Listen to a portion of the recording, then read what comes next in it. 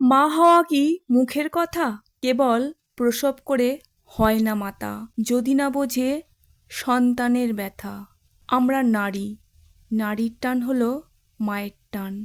মা, মা মানেই সকল সন্তানের ব্যথায় ব্যথিত হওয়া।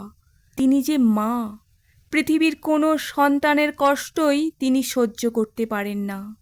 মায়ের কথা স্মরণ করে যদি অঝর ঝরে কাঁদা যায়, তিনিও না কেঁদে থাকতে পারেন না। তিনি হলেন কৃষ্ণকালী মা। হোক না তিনি ভগবান, ভগবানও যে ভক্তের কান্নায় কেঁদে ওঠেন। আমরা মানুষ, মনুষ্য জীবন বড়ই কষ্টের। মনুষ্য জীবনের এই দুঃখ কষ্টকে অনুভব করে সকল মানুষের জননী হয়ে উঠেছেন মঙ্গলা মা। এই ঘোর কলিযুগে সমগ্র বিশ্বের কাছে, নির্বিশেষে নারী পুরুষ সকলের কাছে সত্যিকারের স্নেহশীলা জননী হতে পেরেছেন কজন বলতে পারেন? মঙ্গলা মা সর্বদা ভক্তদের মঙ্গলের জন্যই একটাই বার্তা দিয়ে থাকেন, ওরে তোরা জয় কৃষ্ণকালী মায়ের জয় এই মন্ত্রই জপ কর। এই মন্ত্রেই রয়েছে অসম্ভব অলৌকিক শক্তি। মঙ্গলা মাকে যারাই ভালোবাসে তারা সকলেই মঙ্গলা মায়ের মধ্যে প্রকৃত মাতৃত্বের পূর্ণ রূপ দেখতে পায়, যে রূপের মধ্যে কোনো স্বার্থ নেই। মঙ্গলা মা তিনি তার হৃদয় উৎসর্গ করেছেন সমগ্র বিশ্বের জনকল্যাণের জন্য। সকল সময়ের জন্যই সকলের মঙ্গলের চিন্তাই তিনি করে থাকেন।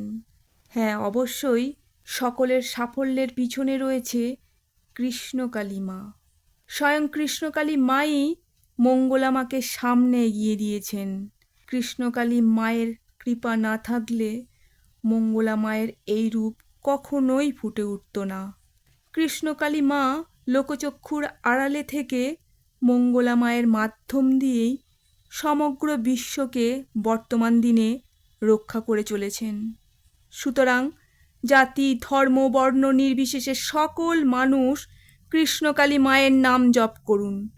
শুধু নিজের কথা ভেবে নয়, সকলের কথা ভেবে সকলের মঙ্গলের জন্য অনবরত জয় কৃষ্ণকালী মায়ের জয়, জয় সোনা মায়ের জয়, জয় মঙ্গলা মায়ের জয় সবাই বলে যান।